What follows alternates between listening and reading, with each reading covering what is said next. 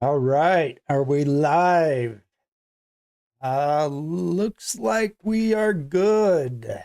Um, Looks like, I'm the only one here really right now, but if any of you guys pop in, I guess you won't hear this, but um, anyways, yeah, welcome back to Black Cat Crypto Club, guys. Just here to watch the FOMC meeting live with you guys. If any of you guys tune in or whether you're watching this later on, we're just gonna have to kind of go from there. But guys, it's been interesting. It's been an interesting day, and I think we're going to have an interesting FOMC press conference here coming up.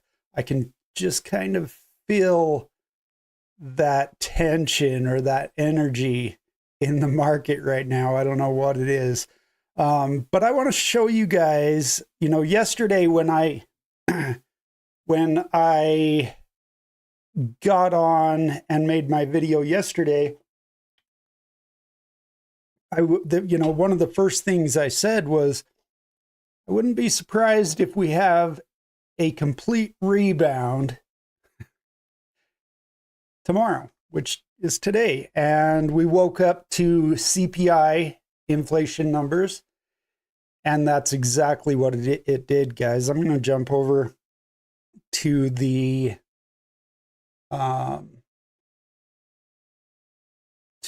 charts really quick. Let's see. So as you guys can see right here, we had, we dropped yesterday, and I got on, right in here, somewhere in here, and posted about the FOMC meetings coming up. That's what this is. This is like nervousness about those, the meeting and the job numbers.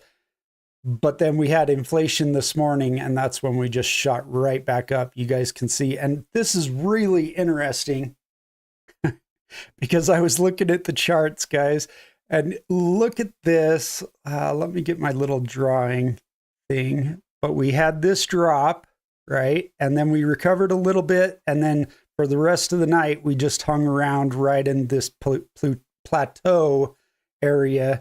And then this morning we shot up. But I want to show you guys something really pretty interesting if I can manage to control this thing. So last FOMC meeting, this was a much more exaggerated kind of thing, but this was the FOMC meeting happened. Actually, it wasn't there. Where are we looking? We're right here. This was the FOMC meeting. So we dropped here. Let me get my pencil again. We dropped just like we did yesterday, bounced back, and then we hung out in this plateau. And that's when the FOMC meeting happened and we started coming up. Now, the difference here, it's astonishing the formation of this pattern, because it's exactly the same as what we just saw yesterday. So if there was any doubt that what we saw yesterday was anything other than just this pre-FOMC meeting jitters, I don't think there's any question now. But what's really interesting is this last FOMC meeting, we had CPI a few days before that came out. So that's why we've bounced back so quickly before the meeting today, is because we've seen that those CPI numbers came in, and they did come in showing that inflation is going down. We got a 3 let's just click on it here. I think expectations were 3 oh, that's the FOMC. Apparently the CPI numbers aren't on here anymore. But we had an expectation of 3.4 inflation, and inflation came in under that at 3.3.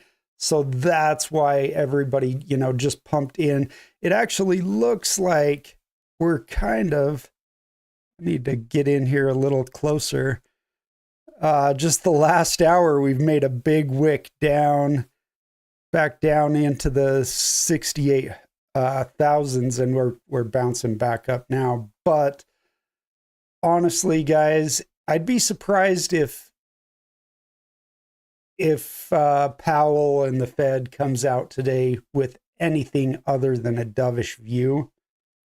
And if we do get that dovish fill from him, we are likely to erase all of this, because I think this was when we dropped on those jobs numbers, which in my opinion was very misleading.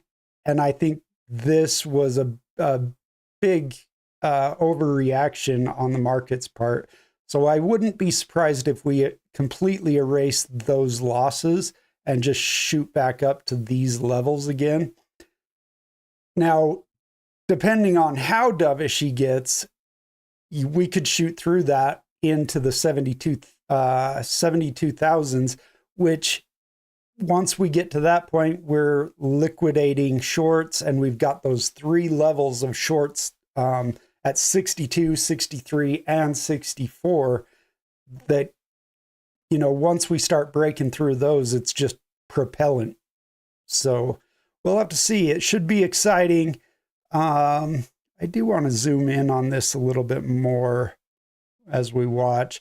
I'm going to shrink this down so we can kind of watch both the charts and the FOMC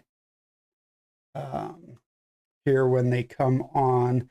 Now they should be coming on in about 5 minutes. Hopefully this time I have the right website, and they actually go live here on this main website.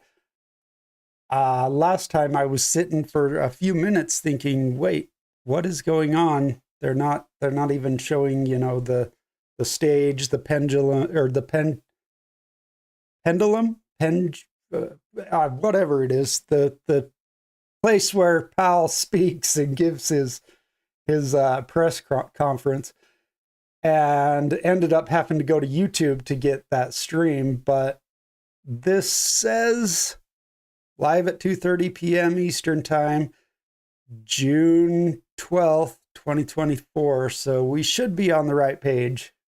Let's just see if we've got sound here. Make sure things are in order anyways.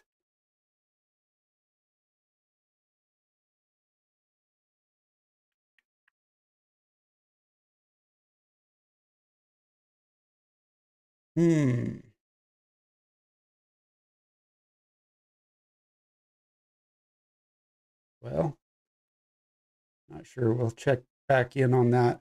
But guys, there was some other news. Are we back? Looks like I'm streaming. Guys, I don't know what happened there. All of a sudden, power cut to pretty much everything. And my computer shut down and restarted, and I don't know what happened there. I'm still not sure if I'm live or not. Still not sure if I'm live. Yeah, it looks like we are. Still not. Weird. I'm not sure how that's going to work with YouTube, honestly. Okay, so now I've got to reset everything up. Go over to the Fed Live.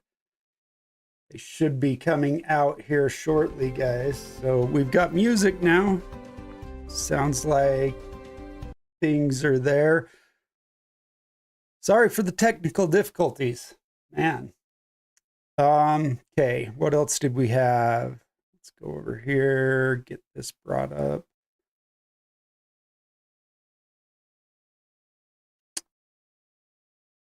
There's that. And we'll bring up the trade view.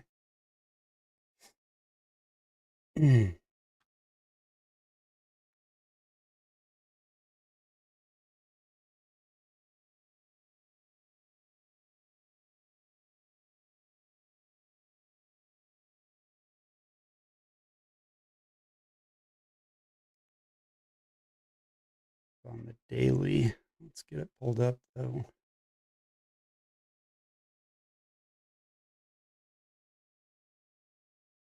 My OBS studio does not love trade view. Sometimes it just refuses to bring it up as well. There we go. Okay, and we'll shrink that baby down. Right in about there. Now let's zoom in on today. We'll just be able to kind of watch what we do as Powell comes out. Looks like we are about there. Andy's coming out right now. So we're going to cut over to him, guys.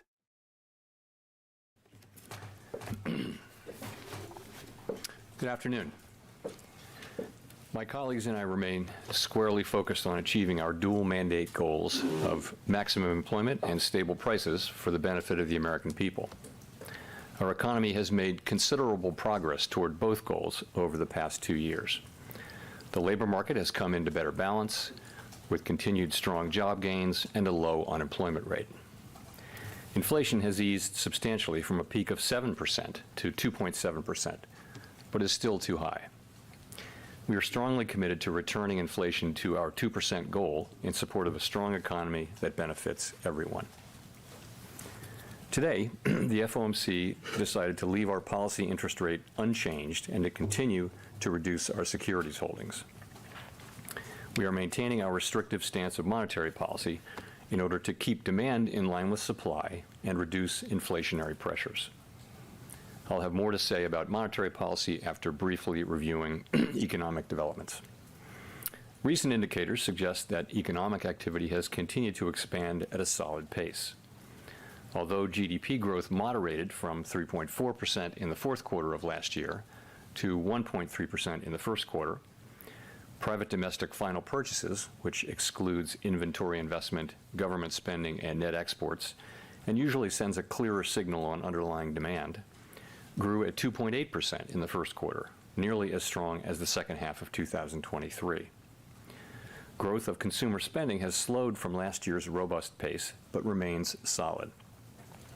And investment in equipment and intangibles has picked up from its anemic pace last year. Improving supply conditions have supported resilient demand and the strong performance of the U.S. economy over the past year. In our summary of economic projections, committee participants generally expect GDP growth to slow from last year's pace, with a median projection of 2.1% this year and 2.0% over the next 2 years. In the labor market, supply and demand conditions have come into better balance. Payroll job gains averaged 218,000 jobs per month in April and May, a pace that is still strong, but a bit below that seen in the first quarter. The unemployment rate ticked up, but remains low at 4%. Strong job creation over the past couple of years has been accompanied by an increase in the supply of workers, reflecting increases in participation among individuals aged 25 to 54 years and a continued strong pace of immigration. Nominal wage growth has eased over the past year, and the jobs to workers gap has narrowed. Overall, a broad set of indicators suggests that conditions in the labor market have returned to about where they stood on the eve of the pandemic, relatively tight but not overheated. FOMC participants expect labor market strength to continue. The median unemployment rate projection in the SEP is 4.0% at the end of this year and 4.2% at the end of next year. Inflation has eased notably over the past 2 years, but remains above our longer-run goal of 2%. Total PCE prices rose 2.7% over the 12 months ending in April. Excluding the volatile food and energy categories, core PCE prices rose 2.8%. The Consumer Price Index, which came out this morning and tends to run higher than the PCE price index, rose 3.3% over the 12 months ending in May, and the core CPI rose 3.4%. The inflation data received earlier this year were higher than expected, though more recent monthly readings have eased somewhat. Longer-term inflation expectations appear to remain well anchored, as reflected in a broad range of surveys of households and businesses and forecasters, as well as measures from financial markets. The median projection in the SEP for total PCE inflation is 2.6% this year, 2.3% next year, and 2.0% in 2026. My colleagues and I are acutely aware that high inflation imposes significant hardship as it erodes purchasing power, especially for those least able to meet the higher costs of essentials like food, housing, and transportation. Our monetary policy actions are guided by our dual mandate to promote maximum employment and stable prices for the American people. In support of these goals, the committee decided at today's meeting to maintain the target range for the federal funds rate at 5.25% to 5.5%, and to continue reducing our securities holdings. As labor market tightness has eased and inflation has declined over the past year, the risks to achieving our employment and inflation goals have moved toward better balance. The economic outlook is uncertain, however, and we remain highly attentive to inflation risks. We've stated that we do not expect it will be appropriate to reduce the target range for the federal funds rate until we have gained greater confidence that inflation is moving sustainably toward 2%. So far this year, the data have not given us that greater confidence. The most recent inflation readings have been more favorable than earlier in the year, however, and there has been modest further progress toward our inflation objective. We'll need to see more good data to bolster our confidence that inflation is moving sustainably toward 2%. We know that reducing policy restraint too soon or too much could result in a reversal of the progress that we've seen on inflation. At the same time, reducing policy restraint too late or too little could unduly weaken economic activity and employment. In considering any adjustments to the target range for the federal funds rate, the committee will carefully assess incoming data, the evolving outlook, and the balance of risks.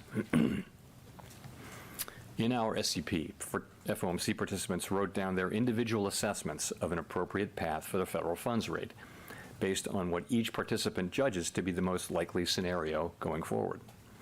If the economy evolves as expected, the median participant projects that the appropriate level of the federal funds rate will be 5.1% at the end of this year, 4.1% at the end of 2025, and 3.1% at the end of 2026. But these projections are not a committee plan or any kind of a decision. As the economy evolves, assessments of the appropriate policy path will adjust in order to best promote our maximum employment and price stability goals. If the economy remains solid and inflation persists, we're prepared to maintain the current target range for the federal funds rate as long as appropriate. If the labor market were to weaken unexpectedly, or if inflation were to fall more quickly than anticipated, we're prepared to respond.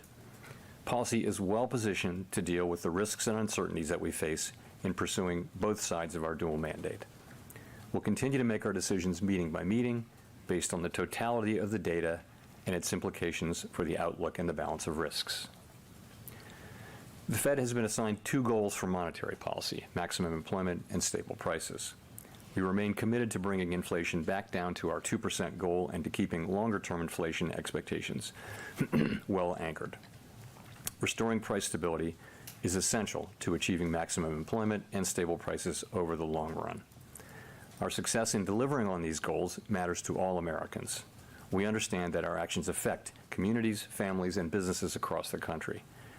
Everything we do is in service to our public mission. We at the Fed will do everything we can to achieve our maximum employment and price stability goals. Thank you, and I look forward to your questions. Thank you, Mr. Chairman. Steve Leisman, CNBC. Just wondering if you could walk me through the committee's average inflation forecast Core PCE is now forecast to be 2.8% by the year end. It's already 2.75, and after today's number, there were several forecasts on the street that it would be 2.6 at the end of this month. Does that tell you that the average official expects no further progress in inflation, and in fact that it's going to get worse?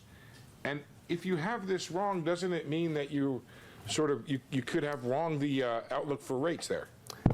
Yeah, so what's going on there is that we had very low readings in the second half of last year, June through December, really. And we're now lapping those. So as you go through the 12-month window, a very low reading drops out and a new reading comes in. The new reading gets added to the 12-month window. So it's just a slight element of conservatism that we're assuming a certain level of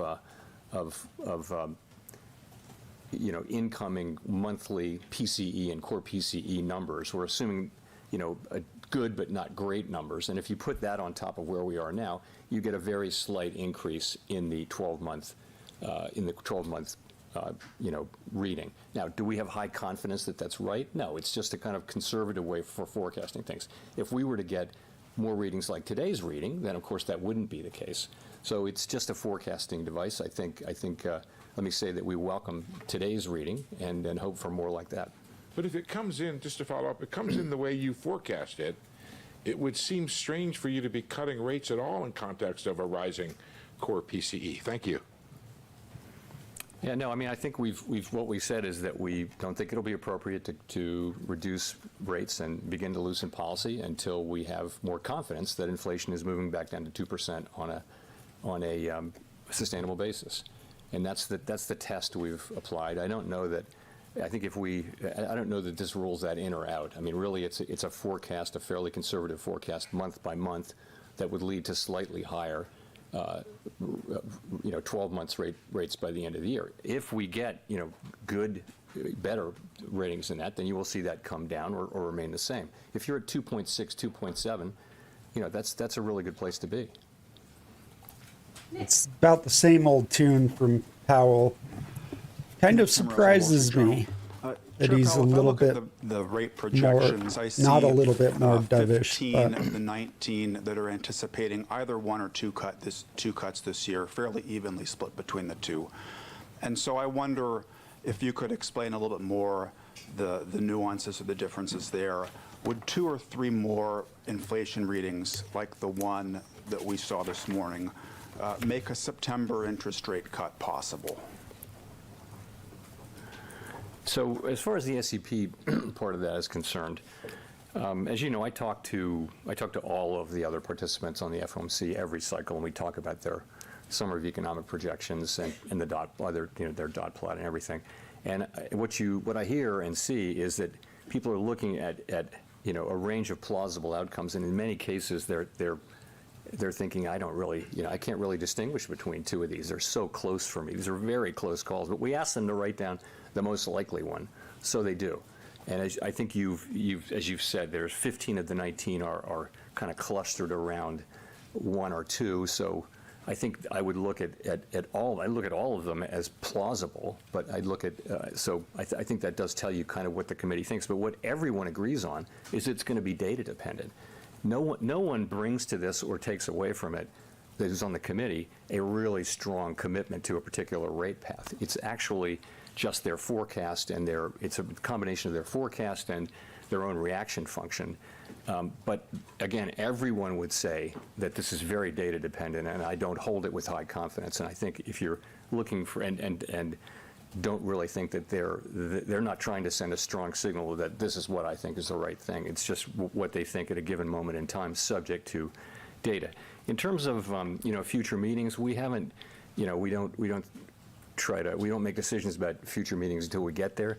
I think in terms of what we need to see, I mentioned it earlier, we want to gain further confidence. Certainly, more good inflation readings will help with that. I'm not going to be specific about how many because, really it's going to be not just the inflation readings, it's going to be the totality of the data. What's happening in the labor market, what's happening with the balance of risks, what's happening with the forecast, what's happening with growth. You look at all of that, and you ask, are we confident, have we reached an appropriate level of confidence that inflation is moving down sustainably to 2%?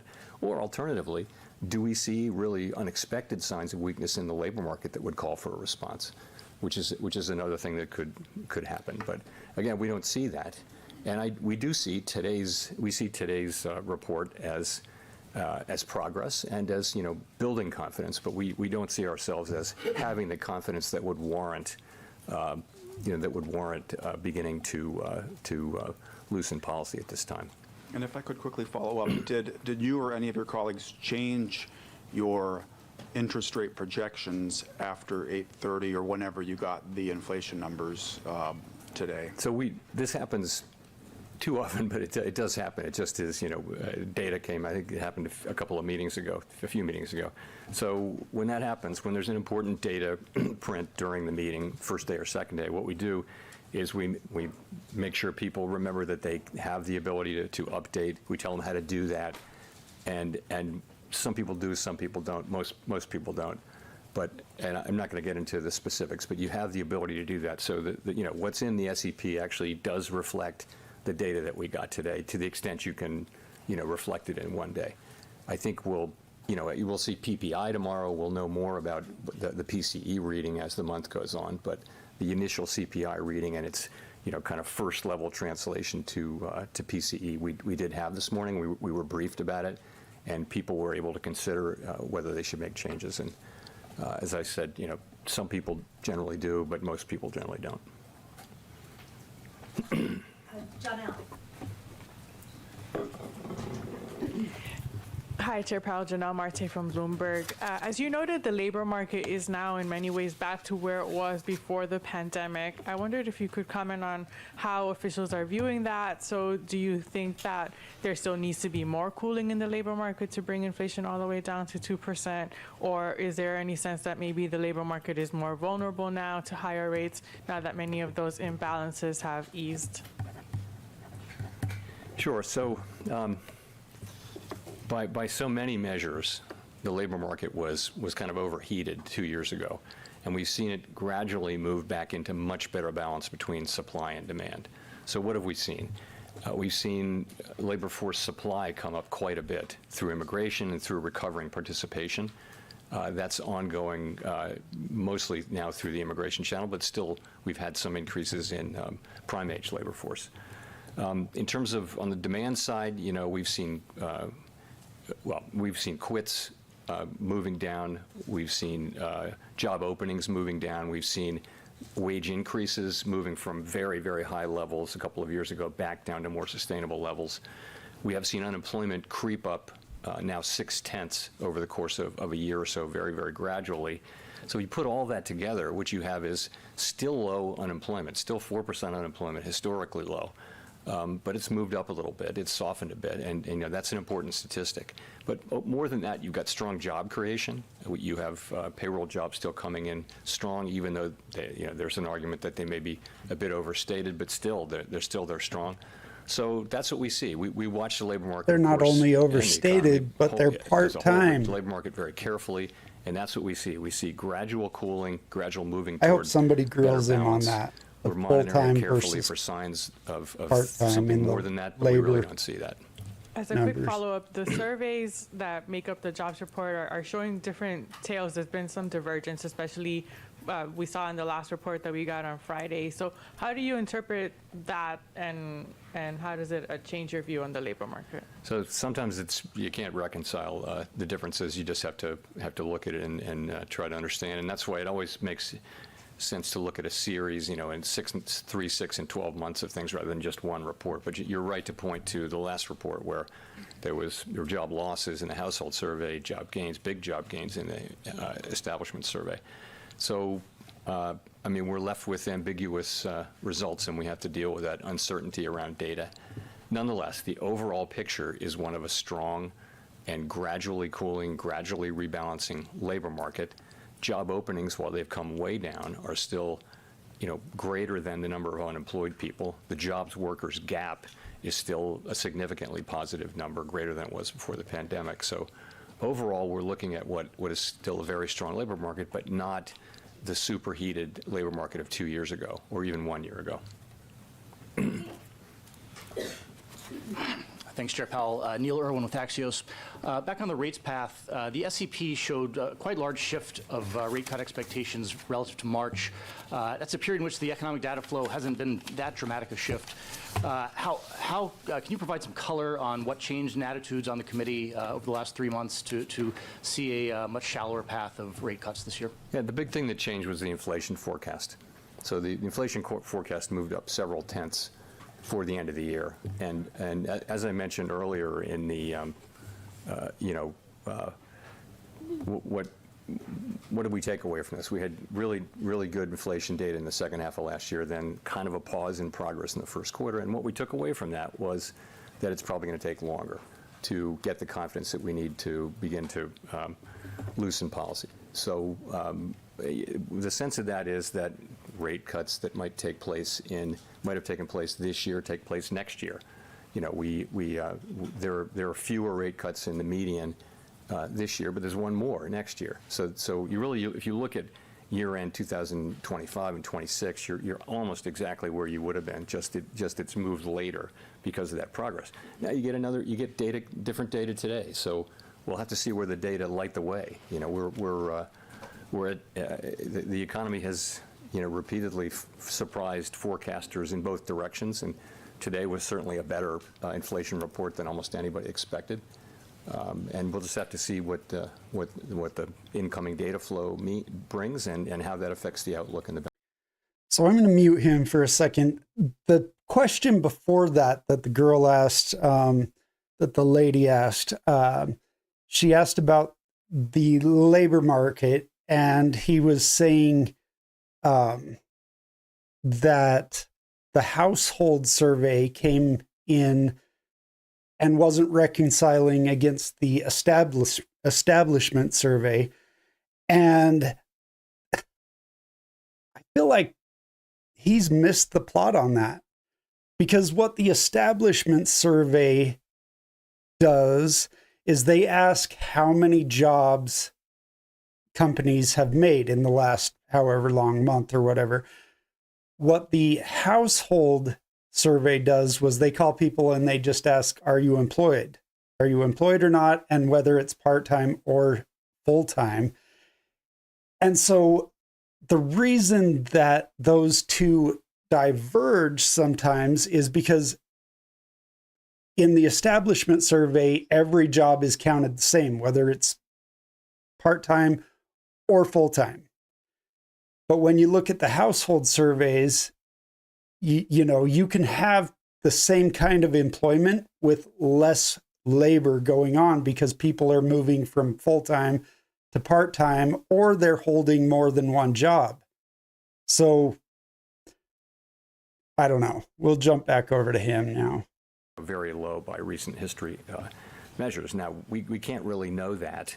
That's an interesting dispute and discussion to have now, but ultimately we think that things like the neutral rate are driven by longer run, slow moving forces.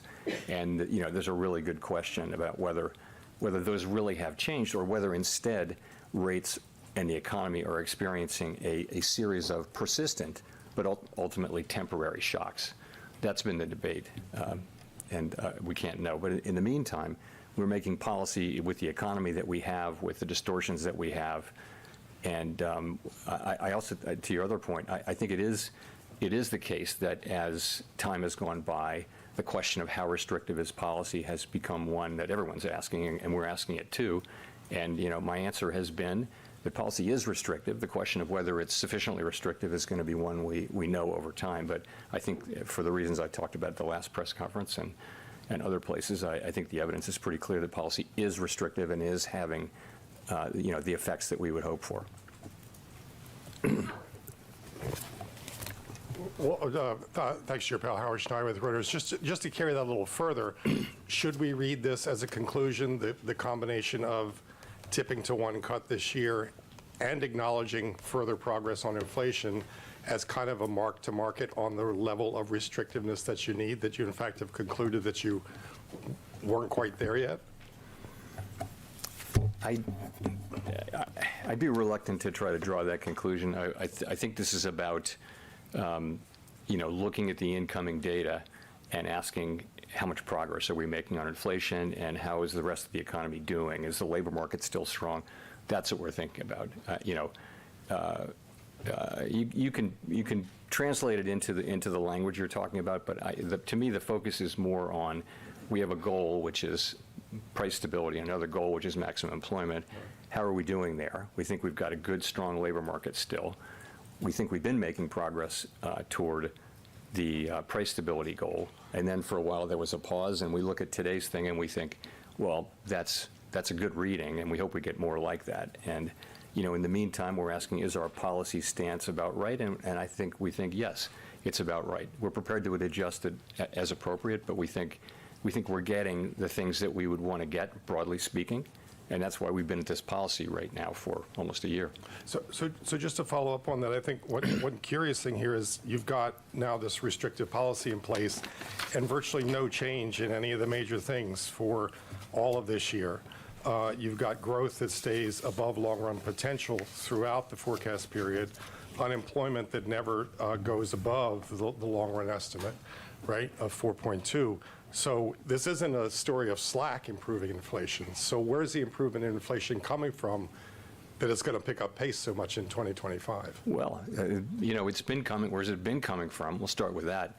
Clearly, a lot of some of what we've been getting is just the reversal of the unwinding of the pandemic-related distortions to both supply and demand, and that is complemented by and amplified, supported by restrictive monetary policy. So those two things have been working together. We've also had a very positive supply shock on the labor side, and also you get a positive supply shock when the supply conditions unwind and return to normal. So you've had above trend potential growth and high growth, and yet you've had the benefit of inflation coming down really fast actually last year, and we'll see what the rest of this year brings. So these dynamics can continue as long as they continue. Ultimately, the question is are you down to demand? And we don't know that, though. We're look at today's report. If we see more like that, we can't know what the future holds. But in the meantime, we've made pretty good progress on inflation with our current stance.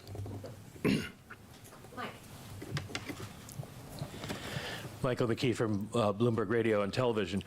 The base case of the committee seems to be that there is going to be at least one rate cut this year, but your growth forecast doesn't see any slowdown in the rest of the year, nor does the unemployment forecast see any significant weakening of the labor market. And your inflation forecasts basically average out to no change.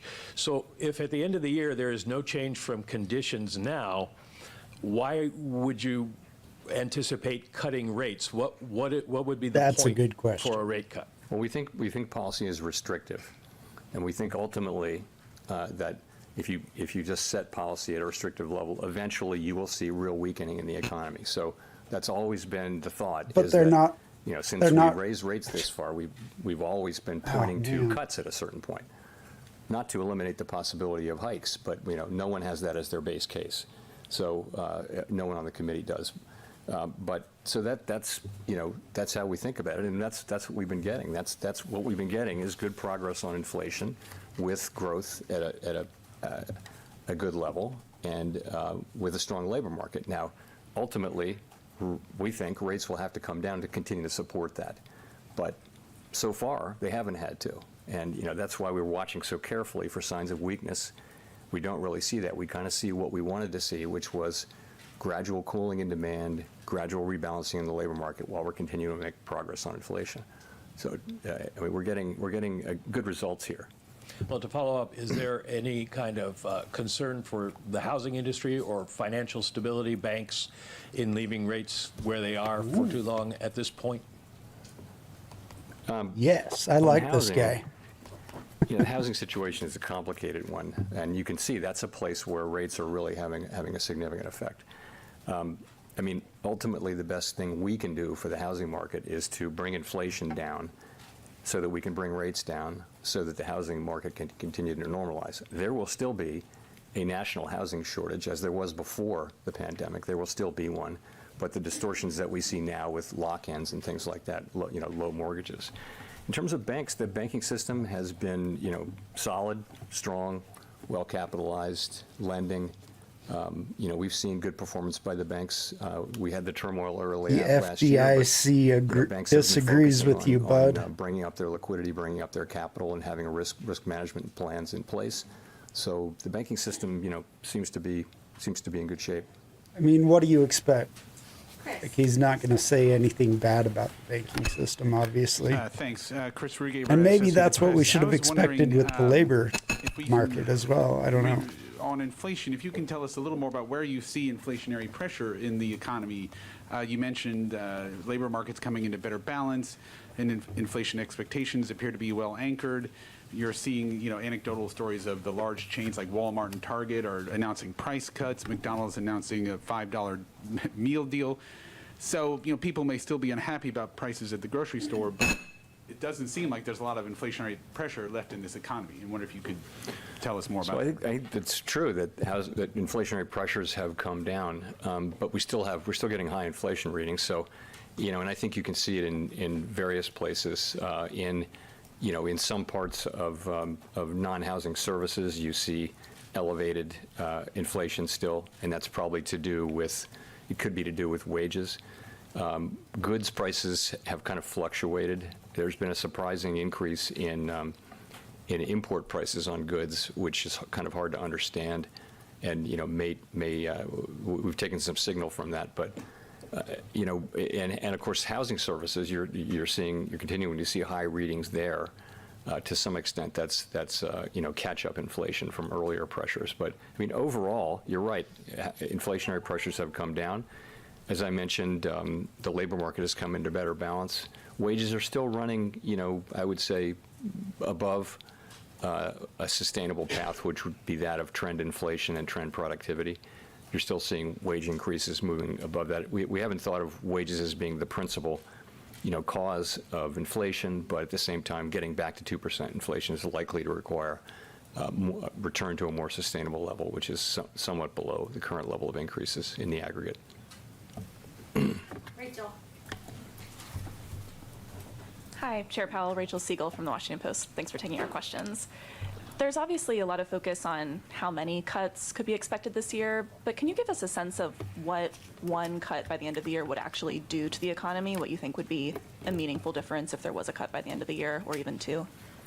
I think if you look back in 5 or 10 years and try to pull out the significance to the U.S. economy of one 25 basis point rate cut, you'd have quite a job on your hands. So that's not how we look at it.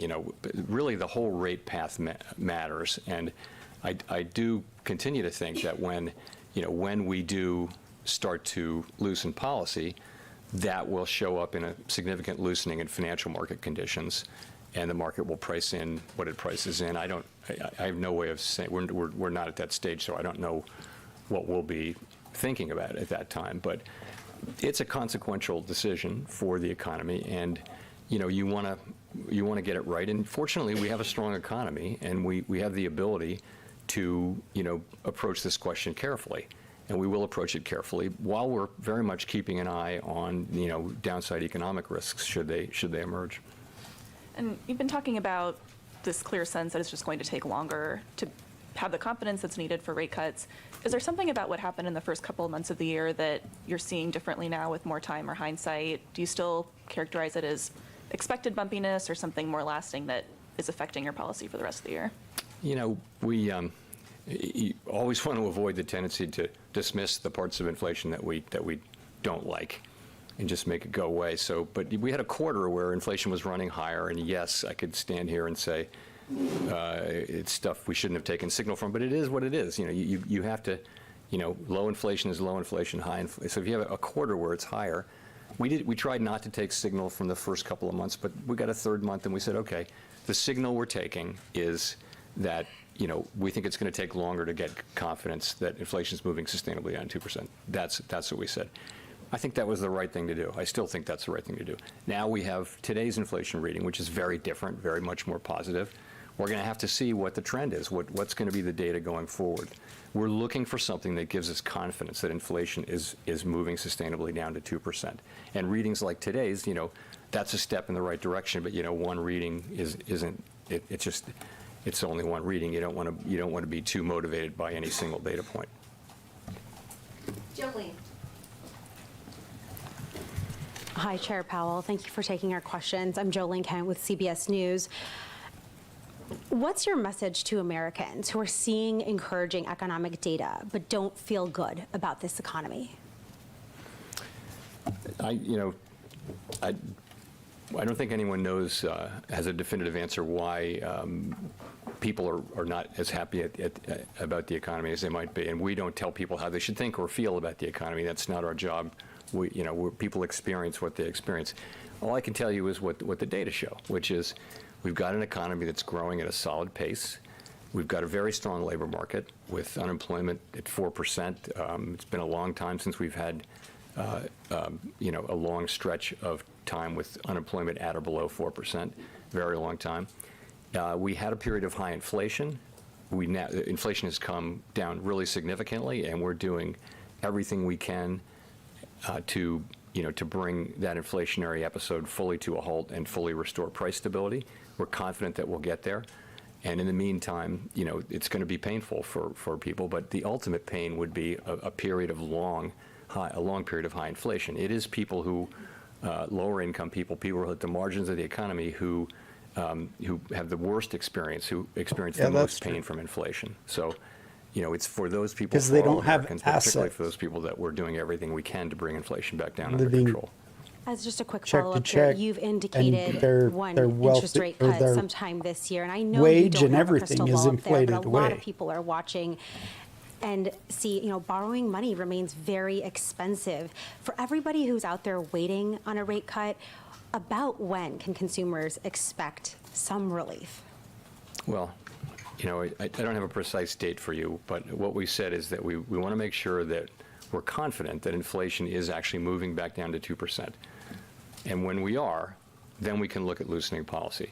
So having that kind of confidence that inflation will be at 2%, it just pays benefits to the whole economy, to all Americans for a long period of time.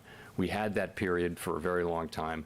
We very much want to get back to a place where people can not think about inflation. It's just not a concern in the everyday economic decisions that they make. We were there for a long time, and our goal is to get back to that place. And we've made good progress. Get back and to we're that in the phase now slow of just 2% sticking boil. with it until we get it done. Claire. Claire Jones, Financial Times.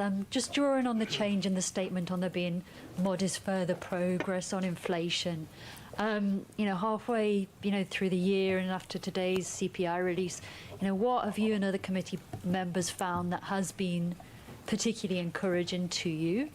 And just in terms of the conservatism, how much of that is about stickiness in shelter inflation in particular? Thank you. So encouraging has been that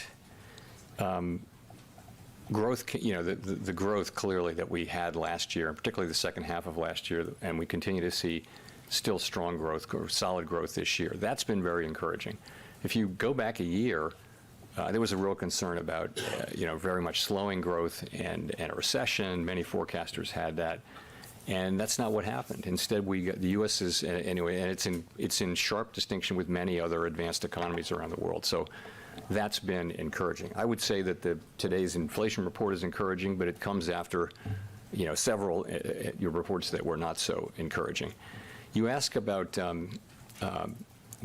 your second question was really about shelter inflation. So I think if you go back a couple of years, we know that there are renters, and then there are people who own their houses, and we have OER, which is owner's equivalent rent. And so when market-based rents go up sharply, as they did at the beginning when the economy reopened, they really went up sharply. Those play into rollover rents much more slowly for existing tenants than they do for new tenants. And so we found now that there are big lags. So there's sort of a bulge of high past increases in market rents that has to get worked off, and that may take several years. Nonetheless, as long as market rents are going up at relatively low levels, and they still are, this is just going to happen. It just is going to happen more slowly than we thought. We also do sort of this thing where we impute a rental value to owned homes, and that's many countries around the world do that. Some do it differently than us. It's something that the price experts have regularly looked at. It is not something that we're the only country that does, and it's not something we're looking at changing or would look at changing, anytime soon. But it's true. It's one of the very hardest things in inflation and in prices is how to think about, the services that someone is getting by living in a home that they could rent, but they're actually living in it. And some countries choose to just ignore that, but that's not how we do inflation here. We do it the way we do it, and we've been very transparent about it. And it's true that we're seeing delays in realizing what's happening economically, but we understand that. We understand that very well. Edward. Edward Lawrence with Fox Business. Thank you for taking the question, Chair Powell. So I want to go back to jobs and the consumer. The last jobs report showed that over the past year, 634,000 more people took multiple jobs. That's up 8.2%. And since January of 2021, we've seen prices rise 19%. So people are using their credit cards to pay for their lifestyle.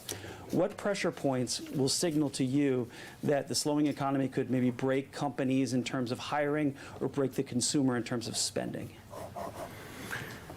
So, we monitor all the things you mentioned and more. What we're seeing is basically spending was going up faster than disposable income during big parts of last year rather. And so what you'd expect to see is people spending more on their credit cards. That has been happening. Credit card balances have been going up. Credit card defaults have been going up. They're not at high levels. Remember that after the pandemic, people were cooped up. They couldn't spend money. They couldn't go out to spend money. They could spend money from home. But households were in very, very strong, historically strong financial shape. They've now worked off a lot of that. So we're watching that carefully. And, what do we see? That's what we see. We see the same data that everybody else sees, but you've still got household sector that's in pretty good shape. But nonetheless, it's not in the kind of shape it was in a year or two ago. And we're carefully watching that. So how close then are we to that point where the consumer can't continue to spend as it's spending, or companies can't hire like they're hiring? Consumer spending is still growing. It's not growing at the pace it was growing at a year or so ago, but it's still growing solidly. And by the way, other parts of the economy are picking up. Spending on equipment and intangibles has picked up quite a bit in the wake of all the construction that we saw of new tech plants. So overall, the economy is exhibiting solid growth, and something around 2%, which is a good pace of growth for the U.S. economy. But you're right though. We do see the same thing other people see, which is increasing financial pressures on more lower income people, and the best thing we can do is to foster a very strong jobs economy, which we think we have done. Ultimately, to get inflation under control, because those people experience inflation, very directly, very painfully, and once we get inflation under control, rates can come down, which will also improve things. Victoria. Hi, Victoria Guida with Politico. You've mentioned that an unexpected weakening in the labor market would bring rate cuts sooner, and I was just wondering, can you talk a little bit about what that would look like? Is it more of like a quicker pace of people losing jobs? Is it more the level of the unemployment rate if it were to start to go above obviously 4.2 less or something jobs. like that? How are you thinking about what you're looking for to see the job market unexpectedly Absolutely weaken? nothing to do with full and part-time jobs or when I say hours unexpectedly, of the first labor. thing is more than kind of is in our forecast or in common forecasts. So something more than that. But we'll be looking at everything. The labor market, has the ability, has the tendency sometimes to move and to weaken quickly. So waiting for that to happen is not what we're doing. You know, we're watching very carefully. We're looking at the balance of risks. I always point out the balance of risks. So, and also the fact that we look at all of the whole situation. So, you know, a decision to begin to, loosen policy could have several reasons associated with it at a given time. But I would just, we monitor all the labor market data, and if we saw troubling weakening more than expected, then that would be something we'd consider responding to. But we look at the broader context of what's going on too. So something like negative payroll numbers would be. I'm not going to. I mean, I can think of things that many things would make it on that list, but I don't think I'll utter them here.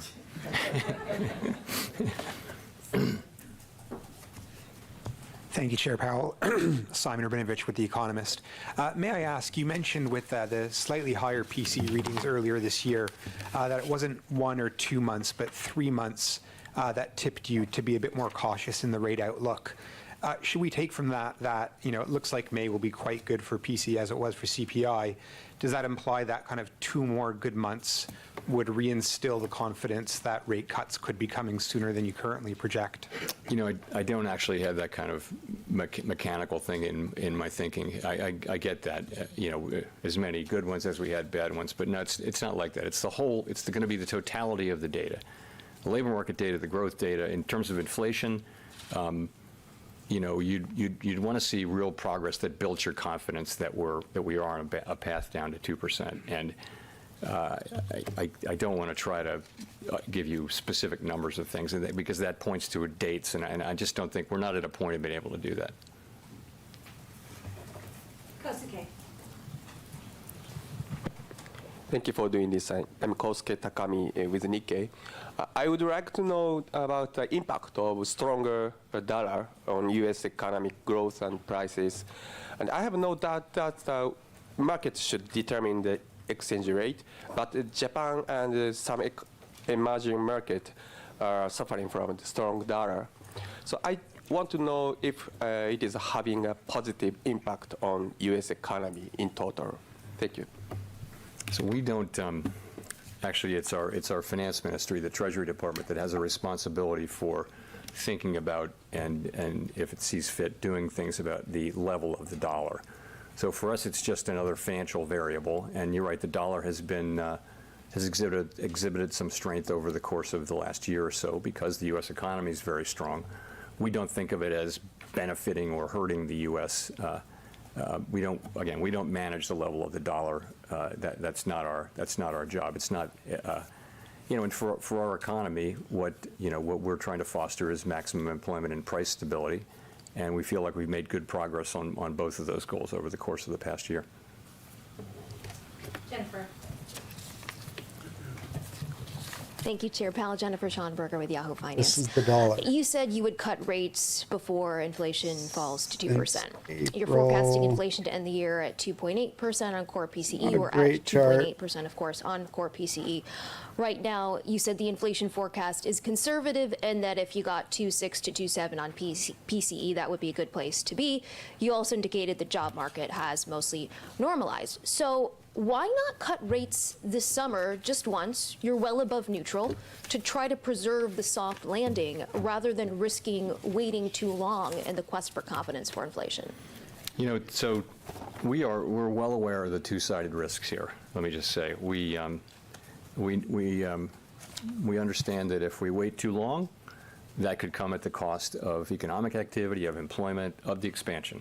We understand that if we move too quickly, we could end up undoing a lot of the good that we've done and have to then start over, and it could be very disruptive. So we're extremely aware of both of those risks and just basically trying to manage them. And what we said is that we don't think it'll be appropriate to begin to loosen policy until we're more confident that inflation is moving down to 2% over time on a sustainable basis. That's kind of been our test. Or there's another test, which is an unexpected deterioration in labor market conditions. So I think that's the right way for us to think about it. That's our dual mandate there, and we have a strong economy. We've got growth all forecasts are very commonly around 2%. That's a strong growth rate for our economy. The labor market continues to print jobs at a pretty high rate. Unemployment's still low, so we have the ability now to approach this question carefully, and that's what we're doing. Just to follow Chair Powell, do you need to be ahead of a weakening in the labor market? Otherwise, is it too late, given that the labor market is a lagging indicator, right, when you look at the monthly jobs data? Yeah, we completely understand that that's the risk, and that's not our plan, is to wait for things to break and then try to fix them. We're trying to balance these two goals in a way that is consistent with our framework, and we think we're doing that. Evan. Thank you, Chair Powell. Evan Reiser with Market News International. You have mentioned before the framework review process will start in the latter half of the year. At this point, do you have any specific time frame for the start of that? Who will lead it? Will it be you or a committee group of your peers? What will be the parameters? Do you anticipate the review will consider changes to communications going forward? So what we've been thinking is that we would announce and commence the review later or late in the year. In the meantime, as that time approaches, we will be devoting a lot of careful thought and planning to the contours of it. Within scope would certainly be communications generally. I'm not going to say that we'll look at this or that particular thing, and all the other details. We don't want to get prematurely into a conversation until it's really time to have it. And so, I'm going to leave pretty much everything else to later in the year. Go to Nancy for the last question. Hi, Chair Powell. Nancy Marshall-Genzer with Marketplace. Just one more question on housing. Can you still cut rates with shelter prices high, or will you wait until they start to moderate a bit? I wouldn't, there isn't any one variable like housing prices moderating that would really decide against what we're doing. We've got an overall test, which is greater confidence that inflation is moving down to 2% on a sustainable basis. That's our overall test. Or alternatively, we see unexpected weakening in the labor market. So those are two different tests. I would say, we're not looking at any one price in any one sector and saying that's the one. We don't target housing prices, for example, and we don't target wages. We target aggregate prices and overall employment. So, but if housing prices remain sticky, could that slow down the pace of rate cuts? I think you'd look at we'd be looking at the aggregate numbers and asking ourselves what's going on here with inflation at the aggregate level. And of course, if any price that contributed to ongoing inflation would matter. Any price that contributed to ongoing disinflation would matter too. But I wouldn't single out housing as having a special role there. Does he have a Band-Aid on his Thank you very face? much. Oh man, he's gonna leave us on that. I think he had a Band-Aid on his nose. Okay, guys. Well, what can I say? That did not go as I thought it would. I hoped he would come in and say that the jobs reports was not as good as everybody kind of thought, and he kind of glossed over that and continued to say, really he didn't say much that was new. He's been saying since at least the first of the year that we needed more data, that we needed more CPI readings, we needed more confidence that inflation was moving down. So he really didn't say anything new. It didn't surprise me that when he was asked about the banking system that he claimed that it was strong, even though, we have those recent reports from the FDIC stating otherwise.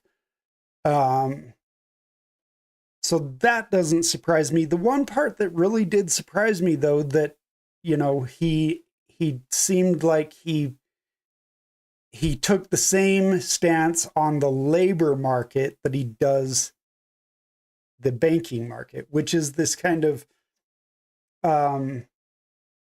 almost overly puffed up, like, oh, it's doing great, it's super strong, even though we've seen manufacturing numbers come down, we've seen GDP start to slow down. And I guess he did kind of say that, you know, he kind of stated it in a way that made it seem like it was still very strong and we were just coming off of very heated up times, which maybe that's the case, guys. And I don't know. I was towards the very end of that, I almost got the feeling that his position on the labor market was almost kind of overstated because he wanted to avoid any kind of talk of stagflation. So if you have continued high inflation rates and you start to see the labor market and the economy crashing, but those inflation rates aren't down to where they want them, that really brings up the question of stagflation that we've seen in the early 80s and late 70s and early 80s. So I almost get the feeling like his whole, you know, viewpoint on this was just kind of to avoid any talk of stagflation. But guys, we did see, I think when he came out, we were at about 69.3, which was right about here. Let me just bring that up a bit. So yeah, we were right in about right here when he came out, and you can just see he talked a lot about you know, kind of gave the feel of higher for longer, like higher rates for longer amount of time. And we've just seen that. We saw it go clear down to about where it's at right now. And then we pumped back up to about where we started, and now we're falling back down. So I guess that's about par for what he said. You know, he didn't really come out and say anything new. So I guess kind of downwards and sideways is to be expected. I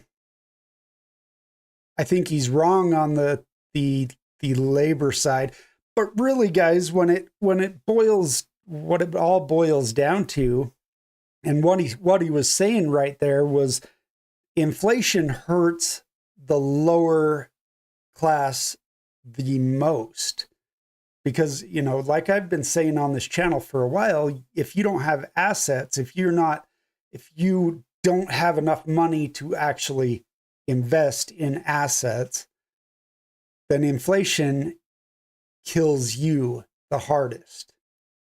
And that's totally true. And he was saying that right there in that speech. So in my opinion, rate cuts or not, it doesn't matter, you know, like that. Either way, you know, either way, the lower class and the middle class kind of get screwed, because we either cut rates, which helps the lower class. We can start kind of,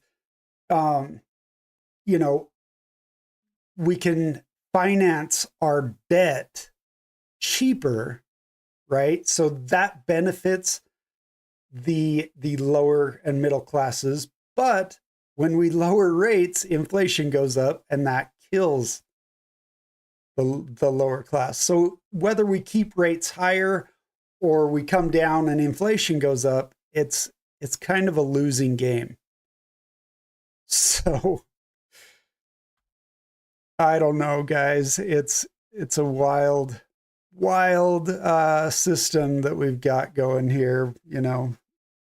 And the best we can hope for is that 2% slow boil of inflation that'll just end up killing you in the long run anyway. So the big point is get into something that protects you against this kind of stuff. And the easiest, most divisible, most homogeneous around the entire world is Bitcoin.